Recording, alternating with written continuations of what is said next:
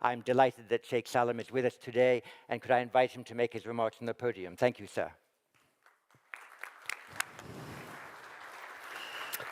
Well, thank you very much, and good morning, everybody. I'm going to try and come across as an energy expert, but I'm not. I just took my position as minister a few weeks ago, and I'm versed in diplomacy, so here goes. So, Excellencies, distinguished guests, ladies and gentlemen, Assalamu alaikum wa rahmatullah wa barakatuh. Thank you, Dr. Chipman, for your very generous and kind introduction. At the outset, I would like to express my gratitude to the Kingdom of Bahrain and the International Institute for Strategic Studies, of course, for hosting this important annual dialogue on the challenges confronting our region. Today's plenary, with my esteemed colleagues, the Right Honourable James Cleverly and His Excellency Walid Al-Khariji, comes at a critical juncture.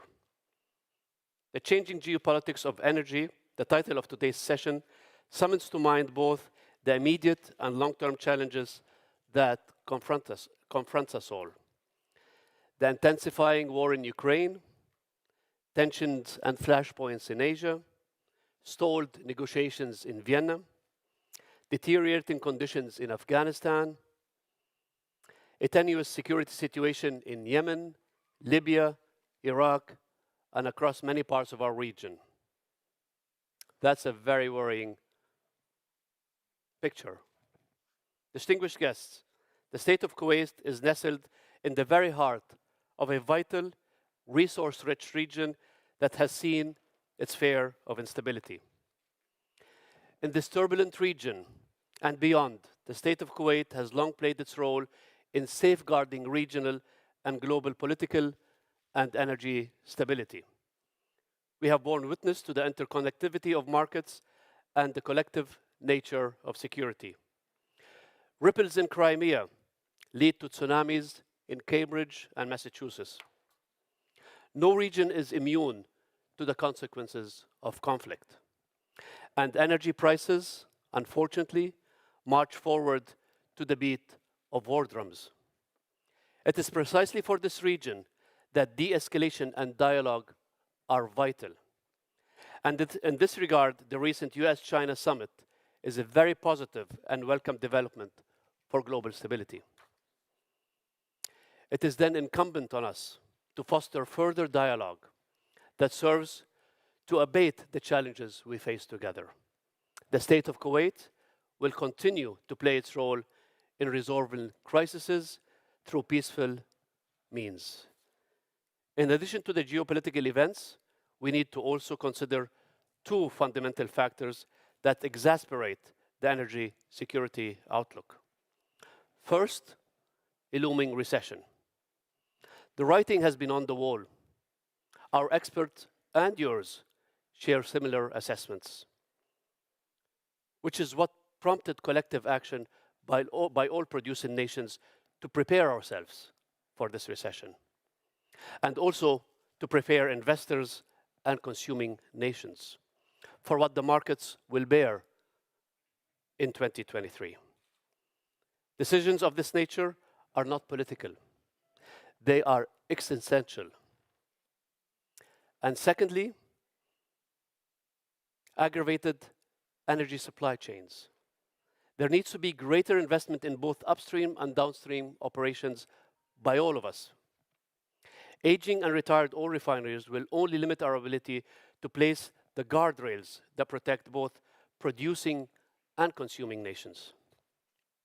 Distinguished guests, on the affairs of energy security, one cannot overlook its grave implication on the climate. I quote one of the leaders who has long championed this cause, and I quote, "Climate change poses an even greater existential threat to the extent that we have to put ourselves on what might be called a warlike footing." End of quote. That was a quote by His Majesty King Charles III. There should be no doubt about this. Climate change is a cross-border, intergenerational threat. Critical commitments were secured at the Paris Agreement and COP summits, including Kuwait's goal for carbon neutrality in our oil and gas sectors by 2050, with the aim of complete carbon neutrality by 2060. As recently pledged at COP27 in Cairo, we will adhere and stick to our commitments very, very seriously. Distinguished guests, here we meet at the nexus of climate change, security, and prosperity. As our brothers in the Kingdom of Saudi Arabia have persistently warned many years back, we simply cannot focus on the climate aspect alone without considering both energy security and economic prosperity. Elements of these very delicately balanced scales. The question was starkly posed as, do we freeze in the dark of today or burn under the sun in the creeping future? When addressing this, one ought to emphasize the fragility of the energy markets and energy transition, its effects on global economy, and the implications on the less affluent nation and peoples, and the consequences, of course, of geostrategic threats.